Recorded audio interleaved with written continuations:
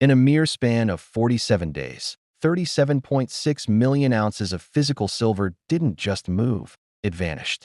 It was withdrawn, taken out of the registered category, and removed from the visible market. This is the single most aggressive drain on physical reserves since 1980. Something unprecedented is happening in the global financial plumbing, something that hasn't occurred with this level of severity in over 4 decades. If you look closely at the COMEX vaults, the primary exchange where institutional silver is supposed to be stored, you will see a hemorrhage. And we need to talk about 1980.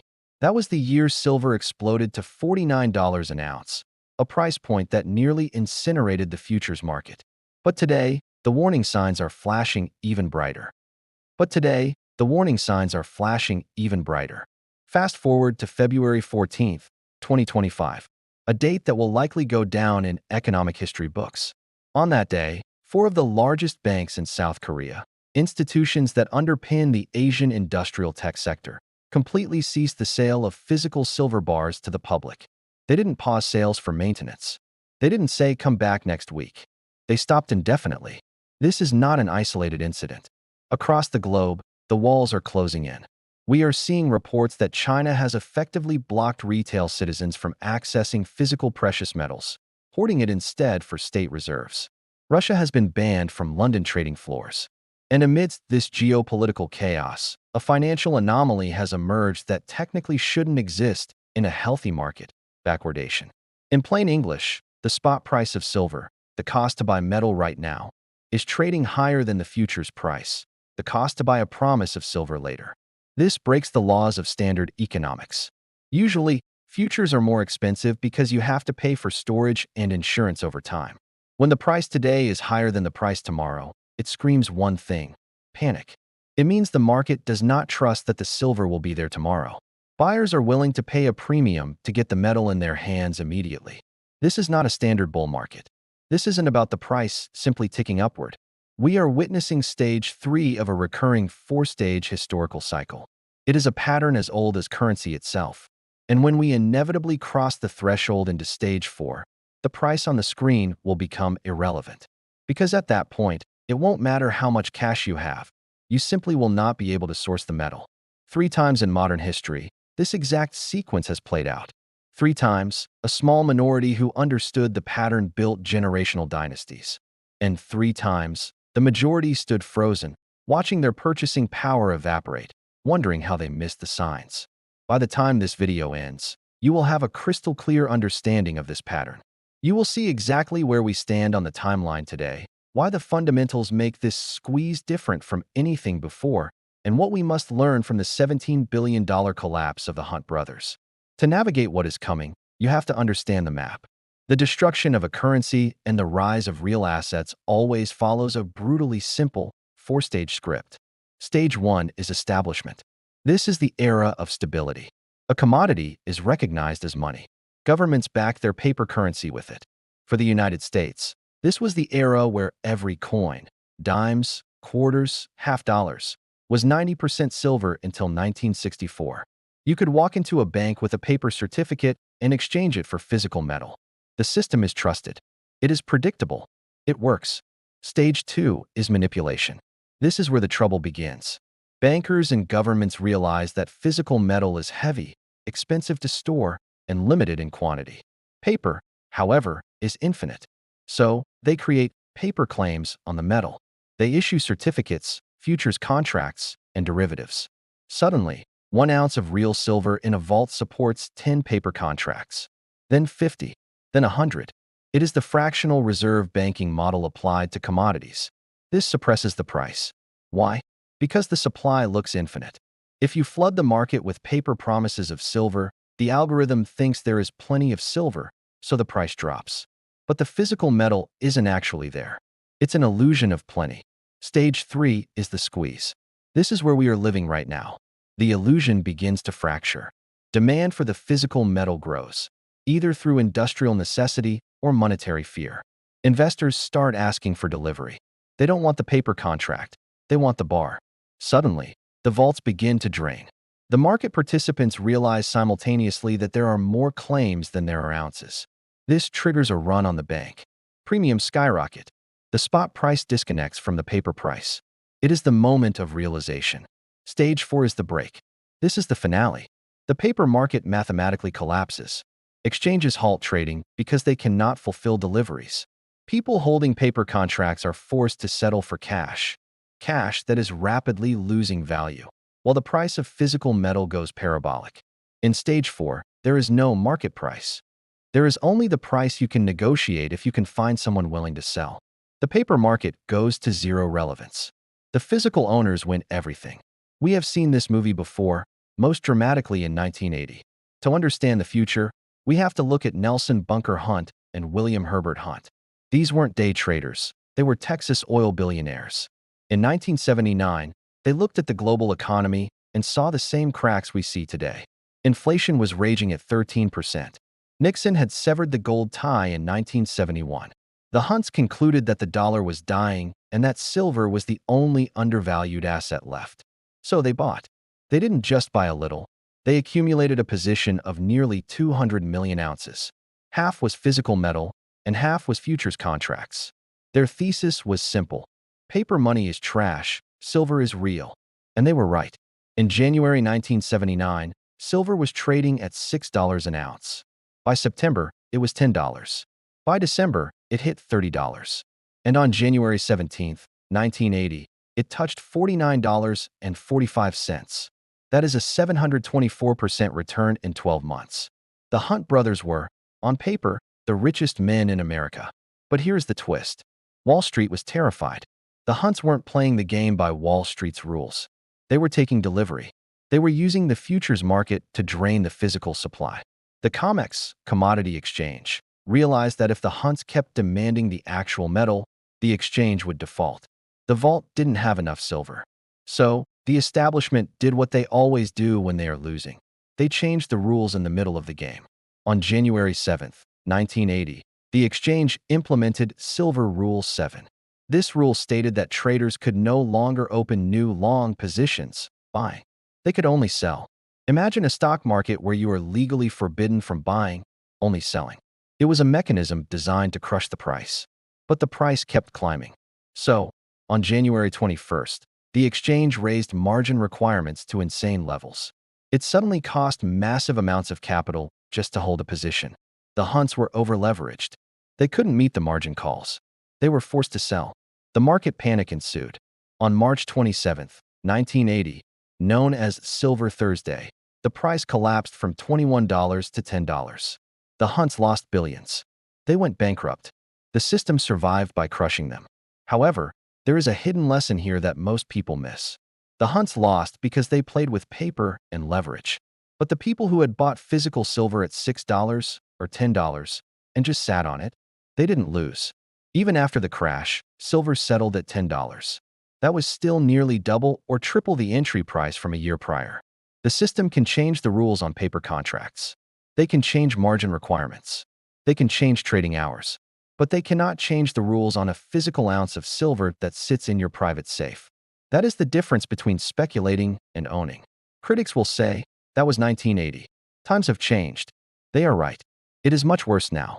In 1980, silver was primarily a monetary metal and for photography. Today, silver is the most critical industrial metal in the modern economy. It is not just money. It is a strategic imperative. You cannot have a modern world without silver. It is in your smartphone. It is in every electric vehicle. It is the heart of the solar panel industry. It is crucial for 5G towers, medical electronics, and guided missile systems. We are facing a supply squeeze that the Hunt brothers never dreamed of. In 2024, the silver market hit a deficit of 148.9 million ounces. This was the fourth consecutive year of demand outstripping supply. We are mining less silver, but we are using more. A study by the University of New South Wales projects that the solar industry alone could consume between 85% and 98% of the world's global silver reserves by 2050. Let's apply the four-stage pattern to today's data. Stage 1 is long gone. Silver was demonetized in the 60s. Stage 2 is fully mature. The paper market has been diluted to absurdity.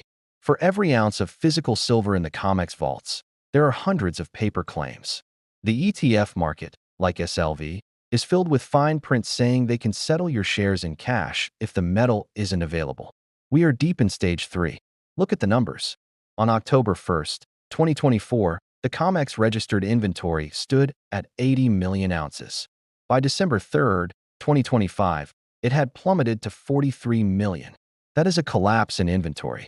On November 17th alone, 6.13 million ounces were withdrawn in a single day. That is not retail buying. That is a whale taking possession. That is a bank run. When South Korean banks suspend sales, when China restricts exports and raises risk classifications, they are signaling a shortage. China is preparing for a world where commodities matter more than dollars. India is importing silver at record rates because their population understands that when currencies fail, metal survives. And the industrial demand is inelastic. Apple cannot stop making iPhones because silver goes to $100. Solar manufacturers cannot switch to copper without losing massive efficiency. They must buy silver, regardless of the price. This creates a floor under the demand that didn't exist in 1980. We are standing on the precipice of stage 4. We saw a preview in November 2025 with the CME trading halt. The official excuse was a cooling failure in their data centers. A cooling failure? In a military-grade financial infrastructure that handles trillions of dollars? Veterans of the market know better.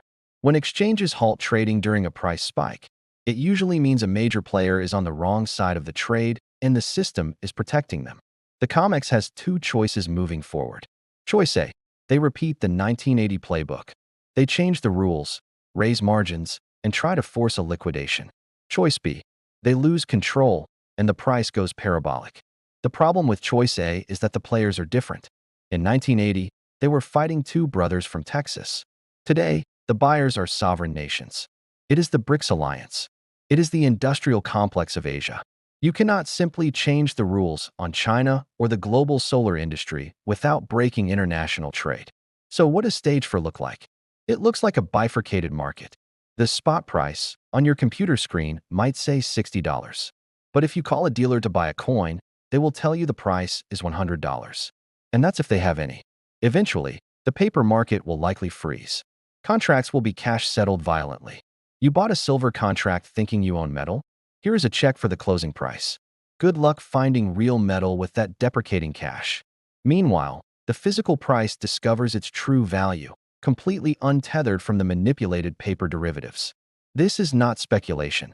This is pattern recognition based on hard data. The backwardation, the vault drains, the bank suspensions. The market is screaming the truth. So what do? First, distinguish between speculation and ownership. If you are trading paper silver or mining stocks for a quick fiat profit, understand that you are gambling in a rigged casino. You might make money, but you don't own the asset. True protection is physical metal in your possession, not in an ETF, not in an allocated vault in Switzerland that you have never visited. If you cannot touch it, you do not own it. Counterparty risk is the enemy in stage 4. Second, timing. The window is closing because premiums are still somewhat reasonable. You can currently find silver for $3 to $5 over spot price. When the panic truly hits mainstream awareness, those premiums will jump to $20, $30, or $50. Eventually, the sign on the door will simply say sold out. You do not want to be standing in line with a fistful of cash when the inventory is gone. Third, liquidity. Do not buy numismatics. Do not buy rare, collectible coins with high markups for historical value. You want pure bullion. American silver eagles, Canadian maple leafs, recognized 100-ounce bars. You want items that are instantly recognizable and liquid. When the system breaks, nobody cares about the date on the coin. They care about the weight and purity. Fourth, allocation. This isn't about betting the farm. It is about insurance. Convert 10%, 15%, maybe 20% of your liquid assets into physical metal. This is your hedge. If the system stabilizes, you still have the silver. If the system collapses, stage 4, that 20% allocation will likely outperform the rest of your portfolio combined. It keeps you solvent. Fifth, storage. If you hold it, you must secure it. A home safe bolted to the floor. A private vault that is outside the banking system. Do not use a bank safety deposit box. In a banking holiday or a bail-in scenario, those boxes can be frozen. The entire point of precious metals is to exit the banking system. don't put the metal right back inside it. The $100 silver window is not just a catchy headline. It is a mathematical inevitability based on the destruction of the dollar and the exhaustion of supply. Every fiat currency in the history of human civilization has failed. The average lifespan is roughly 27 years. The US dollar has been a fully fiat currency since 1971. That is 54 years. We are living on borrowed time. Governments can print currency. They can print trillions of dollars in seconds. But they cannot print silver. They cannot print the conductivity required for a solar panel. They cannot algorithm their way out of a geological deficit. Physics does not care about the Federal Reserve's policy. Physics dictates that when supply dries up and demand explodes, the price must rise. The question you have to answer is simple. Are you going to wait until the news anchors are talking about the silver crisis? By then, it will be too late. The premium will be 100% and the inventory will be zero. Or, will you look at the data, the 47-day drain, the South Korean ban, the backwardation, and act while the door is still slightly ajar? The choice is yours. But understand this, the transfer of wealth is already happening. The paper market is breaking. The physical owners are positioning themselves. If this analysis clarified the situation for you, if you can see the pattern forming, make sure you subscribe.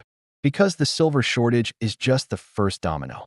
In the next video, I am going to expose the second half of this equation, the debt spiral and the derivatives time bomb. It follows the exact same four-stage pattern, and the conclusion is unavoidable. Don't just survive the transition. See it coming and thrive. The clock is ticking.